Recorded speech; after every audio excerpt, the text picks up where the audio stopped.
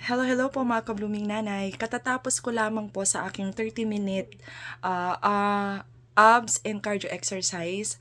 Actually, hindi naman siya daily, pero at least 3 times a week ako nag-exercise as much as possible. Pero gusto ko sana daily, kaso hindi ko kinakaya kasi minsan late na rin ako nakakauwi. So, wala na akong time mag-exercise.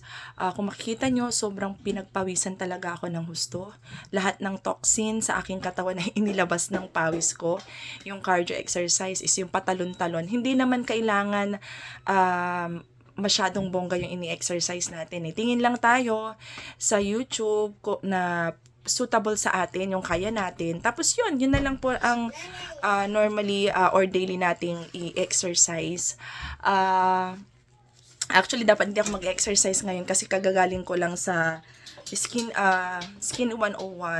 Inavail ko yung second session ng aking ang tawag dito, diamond peel. Actually, 2 months ago na yon na second session ko. Hindi ko lang siya naharap kasi hindi rin naman ako masyadong high maintenance. Naalala ko lang siyang i-avail yung second session ko nung nakita kong meron akong sumpa dyan. Actually, meron akong sumpa dyan nung nakaraan. Dinut-dut ko kasi wala talaga akong time pumunta doon. Pero nung kanina, karoon ako ng time. So, dumiretso ako sa Skin 101 at in-avail ko nga po yung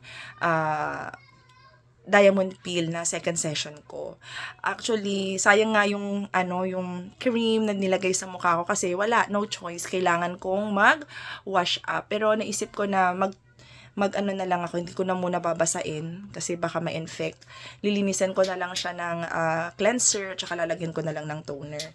So, wala naisip ko mag-exercise kaya excuse me, naisip ko mag-exercise kasi maaga akong nakauwi. So, ayun, dinedma ko yung diamond peel ko, yung cream na nilagay. So, sayang. Ano pa bang magaganap sa akin?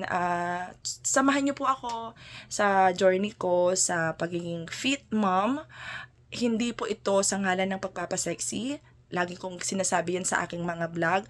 Pero sa ngalan po ito ng pampahaba ng buhay. Para mas mahaba po natin makasama po ang ating pamilya. Kasi kapag healthy tayo, ay may enjoy natin yung buhay natin. Bigyan po natin ng time ang exercise, thrice a week, twice or thrice a week, kahit 15 to 30 minutes lang, ay pwedeng-pwede na po yun. So, yan na lang po muna ang ganap ko ngayong araw. At sana po sa lahat po ng hindi pa nakakapag-subscribe at napadaan po sa aking channel ay sana po ay suportahan niyo po ako sa aking wish or pangarap na maging isang content creator or vlogger ng YouTube. At kahit po na road to 200 subscribers pa lang po tayo, ay nagtitiwala ako na dadami rin po tayo. Ayan po. So, sa ngayon po, ito na po muna. Kagaya po ng lagi ko pong sinasabi, kahit gaano po tayo kabisi sa araw-araw, let us maintain our freshness, mga kabuming nanay. Kasi yung anak ko, nangangatok na. Love ya! Please subscribe po. Please subscribe and pa-click na rin po yung bell button para po maging updated po kayo sa aking mga ganap-ganap sa buhay, lalong-lalo na kapag nandun na po ako sa bagong lugar. Salamat po!